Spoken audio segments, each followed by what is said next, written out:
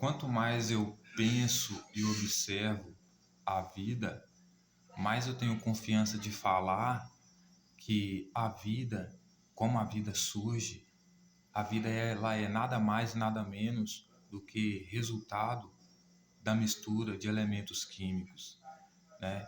Que o mesmo elemento químico que deu a vida aos animais é o que nos deu a vida, né? Então, ver o mundo por essa perspectiva, por esse ponto de vista, faz com que eu entenda que eu sou igual a todos, tanto os animais da natureza quanto o outro ser humano. Isso me dá mais capacidade de reconhecer o meu lugar no mundo e dizer, e também viver. Bom, vamos lá. Se todos nascemos no mundo, todos somos herdeiros das riquezas do mundo, porque das riquezas naturais do mundo, porque somos todos iguais. Mas nós não vivemos assim porque nós não entendemos a natureza humana, a vida, cientificamente, materialmente. Nós queremos criar dogmas e religiões para influenciar as pessoas ao nosso redor a pensar como nós, e isso causa desigualdade. Porque aí eu causo diferença de classe, divisão de classe. Um é o filho de Deus, o abençoado, o cheiroso, o que manda, que nasceu para ficar com todas as riquezas da terra. E o outro é apenas um pecador, desobediente, pobre, filho do homem, né? E eu digo isso porque a vida, para existir, ela precisa apenas de três pilares, como eu sempre digo e me repito novamente. Ela precisa primeiro da matéria-prima, dos elementos químicos, né? Da matéria química, né? Ela precisa da química, dos elementos químicos. Então, oxigênio, água, nitrogênio, certo? Isso são os elementos químicos. Depois, ela precisa, depois de ter os elementos químicos, né, a matéria-prima, ela precisa de movimento.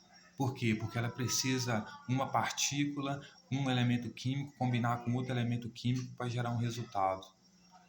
E depois do movimento, ela precisa de um espaço e tempo. Espaço por quê? Porque ela precisa encontrar um outro elemento químico positivo com o dela, né?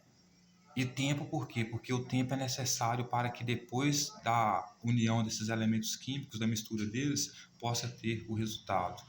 E o corpo humano, usando como exemplo a forma como a humanidade se reproduz a própria vida, né, dela, você vê que a própria humanidade, o próprio ser humano, o corpo humano, ele é um caldeirão de elementos químicos. Porque para que a vida exista, ela precisa ter todos esses elementos químicos, seguir toda essa hierarquia, toda essa movimentação, mas ela também precisa de um ambiente necessário, ideal, né, que dê condições para a vida desenvolver. Então, ou seja, ela não pode estar nem muito quente, nem muito fria, o ambiente, o clima, certo? Junto com as combinações químicas, elementos químicos, surge a vida. A mesma coisa é o corpo humano. O corpo humano ele tem todos os elementos químicos para produzir a vida que a natureza exige. Ele tem água, ele tem oxigênio, certo? Ele tem energia, que ele consome dos frutos da natureza, que são outros químicos que dão essa energia para ele, né? Aí essa energia dentro do corpo dele, essa mistura de elementos químicos, ela vai gerar o sêmen. O sêmen é uma outra vida, né? Gerada por mistura de elementos químicos. Mas isso tudo pode acontecer por causa dos elementos químicos e por causa da condição climática do corpo, porque o clima também influencia bastante, né? E aí você vê que a vida acontece ali, né, na união do homem e a mulher, no ato sexual ali, que é a parte que acontece o movimento. Então a química já foi gerada, a vida está pronta para começar a acontecer e agora é o movimento, né? E depois, com o movimento, o tempo parece desenvolver, né? Assim acontece a vida humana, né? A vida humana é resultado de processos químicos.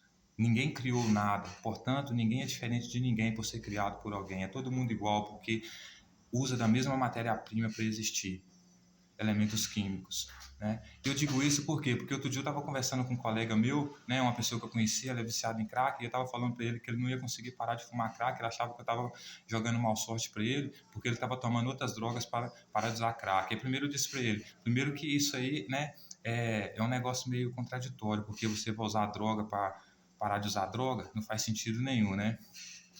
E segundo, que eu estava tentando explicar para ele, que eu não estava querendo dar azar para ele, é porque o fato dele usar crack é apenas o corpo dele pedindo química. E o crack, ele não consegue largar o crack justamente por quê? Porque ele é a química que o corpo dele precisava, né? Então, para ele parar de usar crack, ele vai ter que injetar uma química no corpo que vai bater junto com a química do crack que está no corpo dele de forma negativa. Então, o que vai acontecer no corpo dele? O corpo dele vai gerar um efeito dessas composições químicas, positivo e negativo. O crack positivo é que agrada o corpo dele. E a outra droga que vai combater o vício dele vai ser negativa, porque vai causar um mal-estar no corpo dele. Então, toda vez que ele utilizar crack, por causa daquela substância negativa que está no corpo dele, ele vai ter rejeição ao crack, vai passar mal por algum motivo, né? Mas esse não é a solução. Justamente por quê? Porque está trocando 6 por meia dúzia, droga por droga, certo? Mas tudo por quê? Porque é química. O ser humano busca incessantemente pela química, o corpo humano busca pela química, mesmo de forma inconsciente.